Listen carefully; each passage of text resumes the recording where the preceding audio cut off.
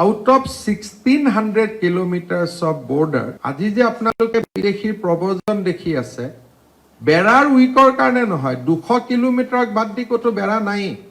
1600 kilometre যেতিয়া অসম আন্দোলন হ'ল, আমি একৰ্ড কৰিলোঁ, আমি ক'লো অসম বাংলাদেশৰ কাটাতাৰ হ'ব লাগে।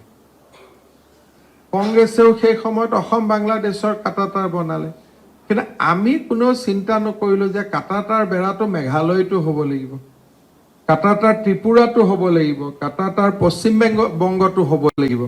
যদি এইটোত নহয়, মই নোসোমাম, মই ডাউকি দি সোমাম। কাটাতাৰৰ বেৰাবোৰ পাকিস্তান সীমান্তৰ দৰে, বহুত বেছি তাত পাৰ্থক্য নাই।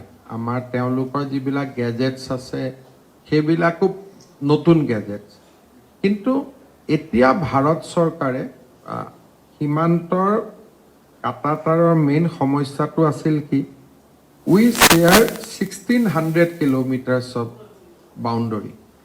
1600 কিলোমিটাৰ যেতিয়া অসম আন্দোলন হ'ল, আমি একৰ্ড কৰিলোঁ, আমি ক'লো অসম বাংলাদেশৰ কাটাতাৰ হ'ব লাগে।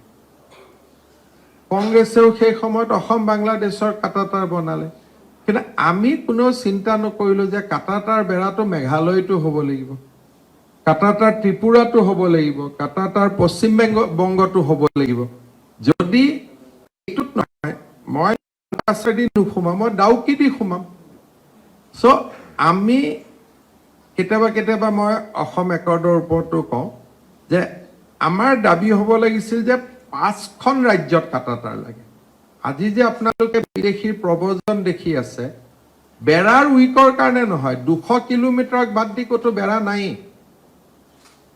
Out of 1600 kilometres of border, ত্ৰিপুৰাত বেৰা নাই, এতিয়া বনাই আছে, হাফ ডান।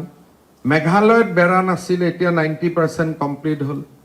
অসমত বেৰা আছিলে, যি কোনো প্ৰকাৰ কিবা এটা আছিলে এটলিষ্ট, আৰু বেংগলত 800 কিলোমিটাৰ খোলা আছিল।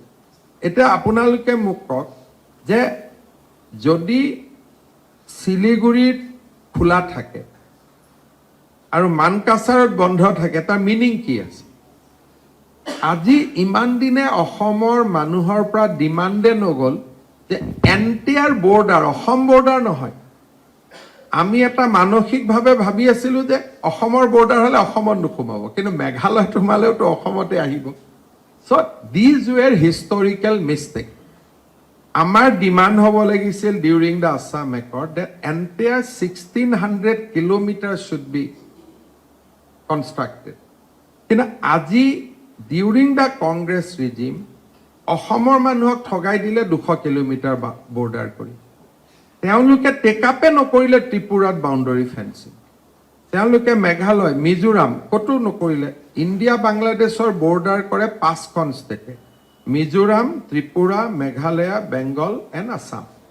অসমত আছিলে, বাকীত নাছিলে কাৰণে আমি এই ফ্ল'টো ধৰিব পৰা নাছিলোঁ। এতিয়া মেঘালয়ত 90% কমপ্লিট হ'ল, ত্ৰিপুৰাত 60% কমপ্লিট হৈছে, মিজোৰামতো কাম চলি আছে, আৰু এতিয়া বেংগলতো টেক আপ কৰিছে। গতিকে 85ৰ একৰ্ডখন আহি 2025তহে কামত আৰম্ভ হৈছে। সেইকাৰণে আমি বাংলাদেশী মুভমেণ্টটো কেতিয়াও ষ্টপ কৰিব পৰা নাছিলোঁ। মানসিকভাৱে আমি ভাবি আছিলোঁ যে কাটাতাৰ বেৰা হৈছে, BSF আছে, কিন্তু সীমাটো মুকলি হৈ আছিল।